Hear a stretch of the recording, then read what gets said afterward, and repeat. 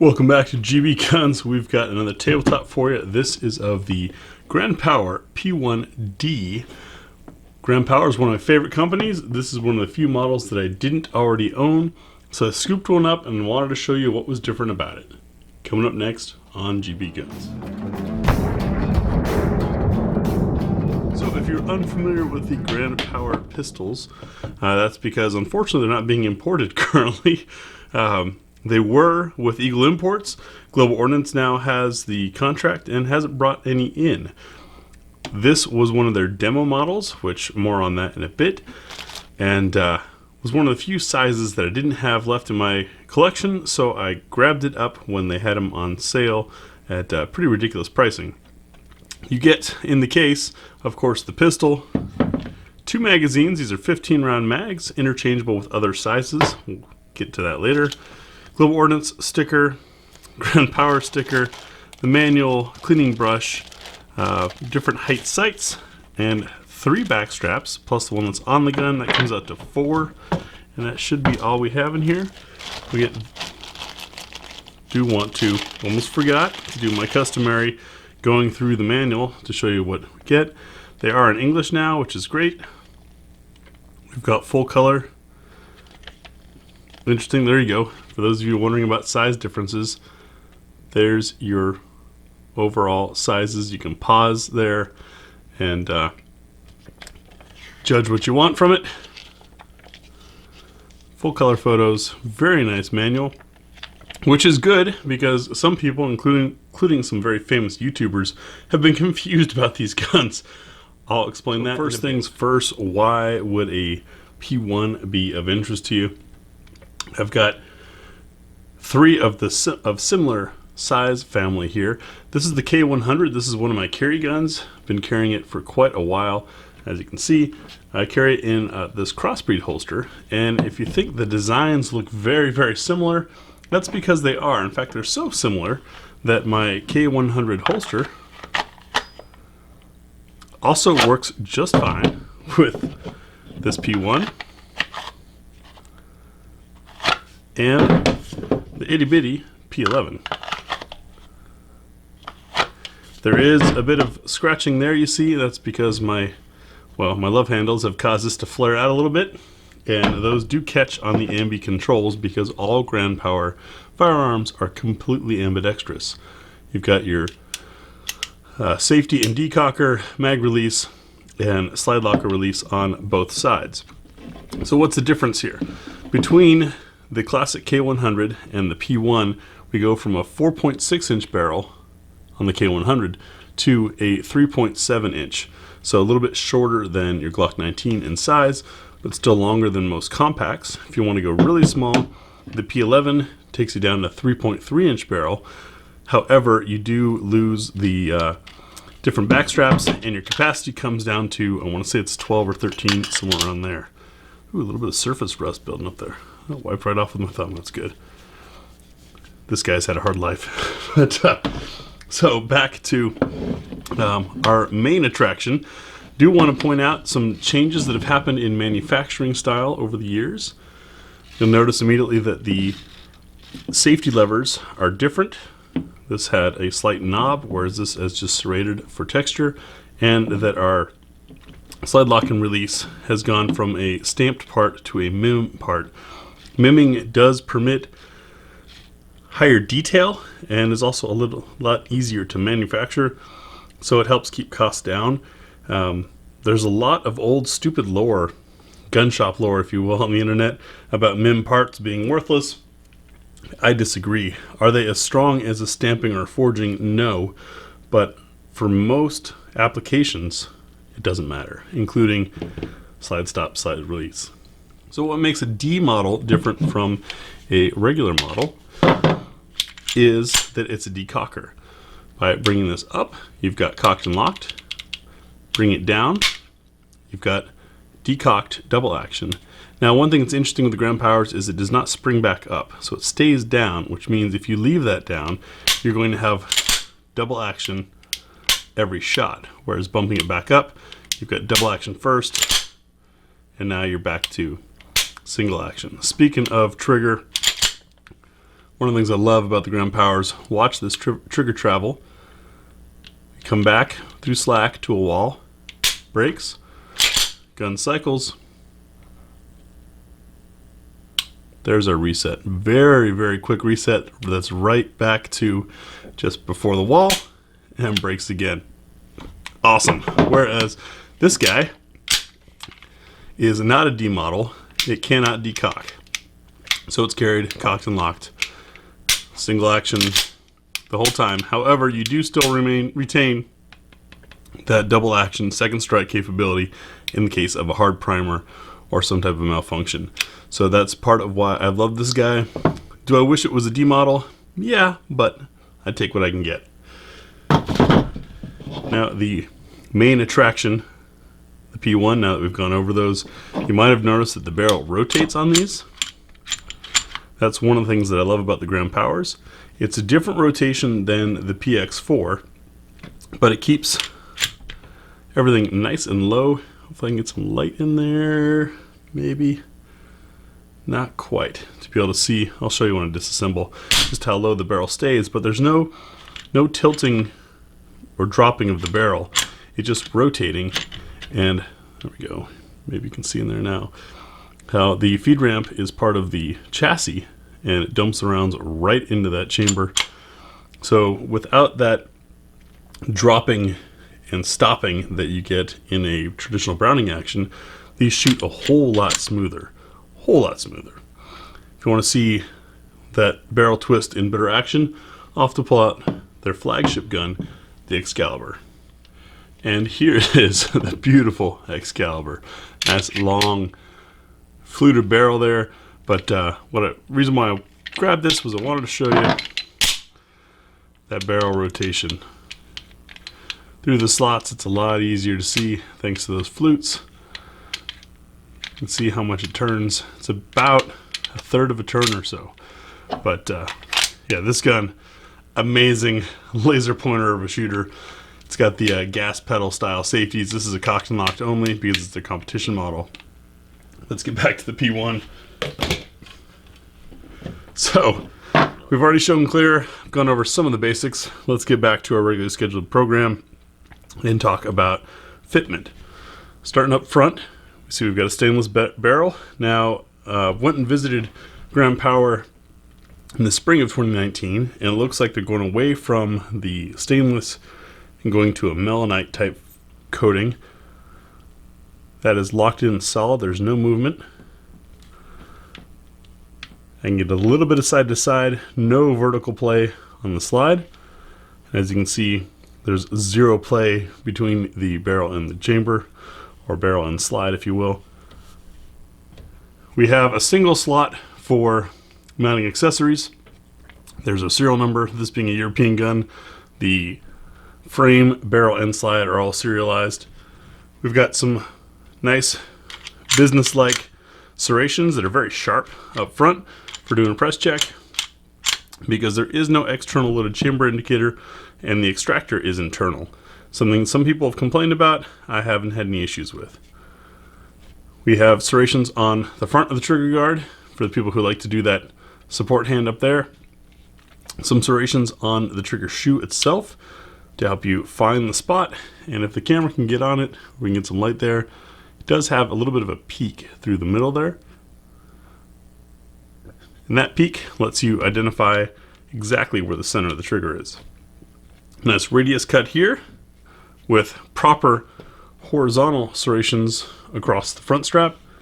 The value in that, of course, is that when you're firing, the gun is trying to move up and down as the slide moves front and back, not side to side.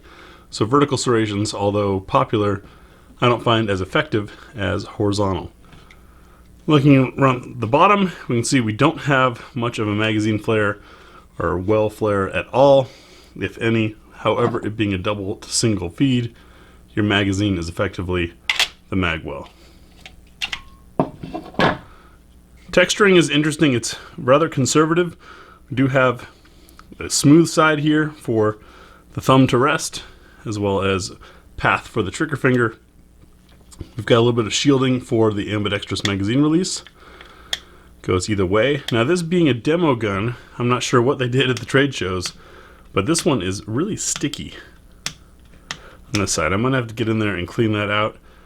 This is effectively a used but unfired gun that I purchased. You can see the shape of the back strap, and there are 4 total options, so that can change rather easily, and I'll show you what that does. There's our 3-dot sight system. One of the major complaints I've had about Grand Powers is the sights are of a, as far as I know, proprietary design, which means getting night sights is not an option. Slide to frame in the back, a little bit of side to side, no vertical. And on the right side of the gun, you can see we've got all 3 controls. Next, we'll field strip this thing and take a look inside the gun. So field stripping these is different, but not impossible, as is reassembly. You may have seen a rather famous YouTuber really struggle and almost give up on putting these back together. It's really not that hard, it's just different. If you've ever done a Walther PPK or a Burst of Thunder or a Makarov, anything where the slide comes over the back, that's how these are done. You've got takedown levers on both sides. Hammer back makes it easier, and of course, checking for clear. Hooking the middle finger inside the trigger guard like this makes it a lot easier. And we're going to pull down on those takedown levers on both sides. Bring the slide back, up, forward, and off. That's it. That's all there is to it.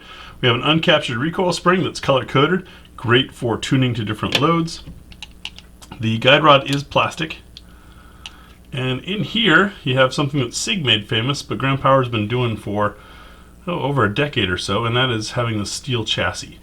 Steel chassis provides a nice, strong setup that's not going to flex like the polymer does. That helps keep the trigger so consistent because there's no shifting of the gun. We have a roller bearing surface here. I don't know if you can see it roll in the camera because it's so well polished, but that is what this beautiful barrel cams on. See the cam surface there? Beautiful machining, as we've come to expect. To check chamber support, as always, we'll use our nozzler match.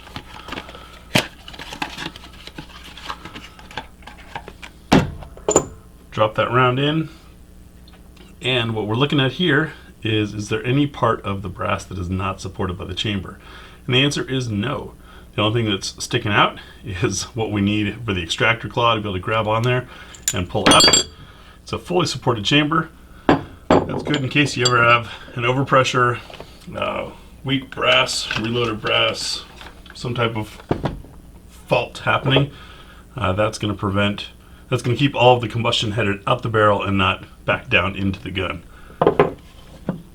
Looking at our slide, see it's very simplistic in that for really advanced machining, there's nothing excess here. There's our little extractor and our trigger safety that, as you can see, is beveled all the way around. That's so that as it rotates, it remains smooth and consistent. Beautiful machining work. I'll tell you, I visited the factory this last spring, and one of the things that makes them different is, well, you can see that stamp there. Each gun is stamped by the person who assembled it, so there is some accountability there, but also their machining tolerances. Barrels by the European standard, which many would say is equal to or better than the American standard, have to be within 4 microns of smoothness. Grand Power does it within 1 micron, and that makes these things just impeccable. I mean, they're really, really amazing.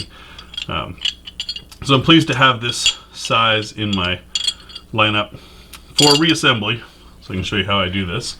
The barrel needs to be in its forward unlocked position. Easiest way to do that, find your serial number, since that always shines through the window. Drop it in there and give it the turn it needs. See, currently it's locked.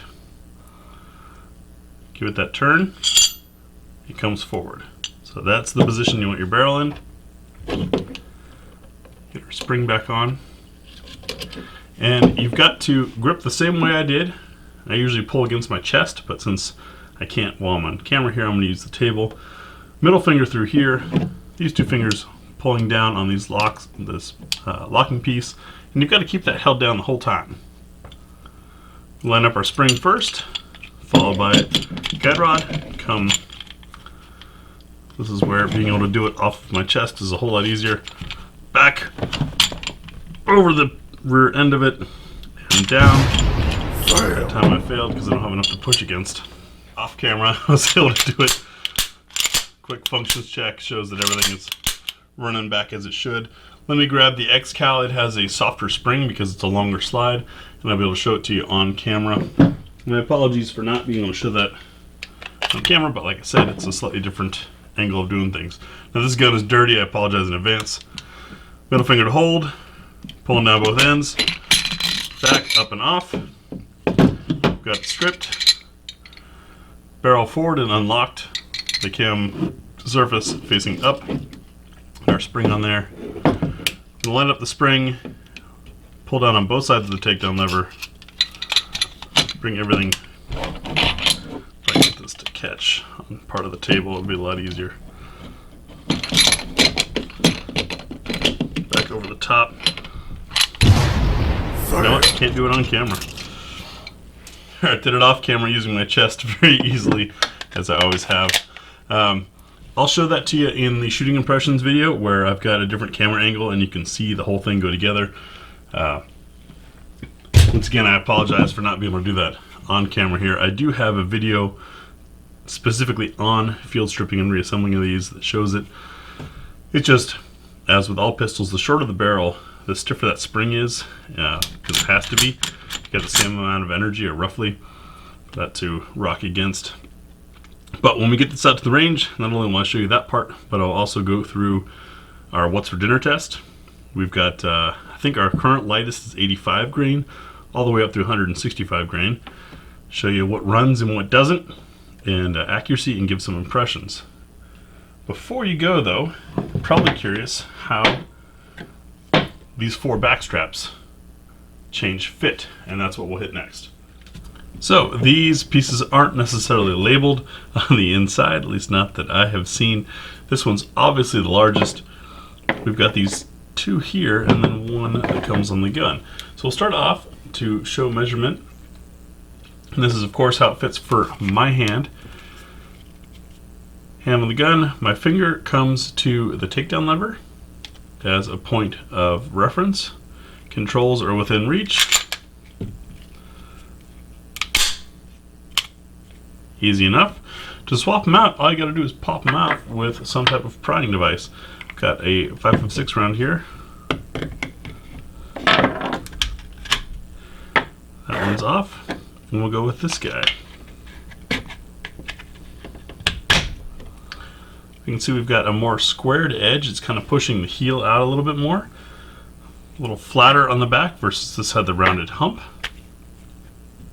That is pushing my finger a little bit past the takedown point. Controls still within reach. Trigger finger, it's allowing me to get my finger a little too deep in there. I can come to the knuckle. So unless you're a fan of shooting like that, which I am not, for me this one isn't going to work. You can see because it's pushing out further here, less hump here, that's what's giving me less length of pull to get to the trigger. So we'll pull that one off. Might need something bigger than the 5.56 round for this guy. Try this pen. There we go, that's giving us some distance.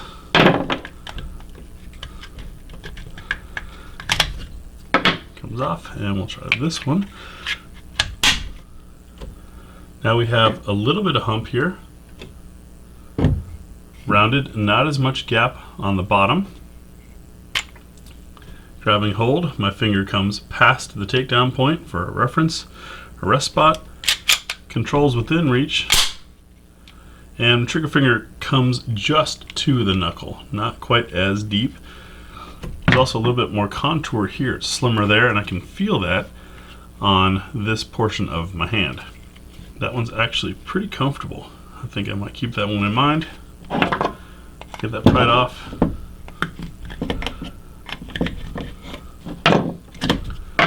And this one, obviously the biggest, adds some beaver tail there, but slims through here to allow the hand to fold. And you can see there's a big gap here, so it's really pushing the hand back. Whew, that feels larger. My finger is coming short of the takedown point. I can still reach controls, thanks to those nice long controls. And my trigger finger rests immediately, naturally, right across the middle of the pad. So this one, functionally, is probably best for me. Although, doesn't feel quite as comfortable in the hand. Be interesting to see if there really makes any difference in shooting. I've got different back straps on all of my different Grand Powers that I can. This one looks a little funky, doesn't it? It kind of gives it a chunky look. But anyways, it comes with all four of those, 4 different options to make sure the gun fits your hand. So then it just comes down to choosing a barrel length style that you like, and if you want the decocker or not. That's the Grand Power P1D demo turn-in model that I picked up. We'll get it out to the range soon and see how it performs. Thanks for watching.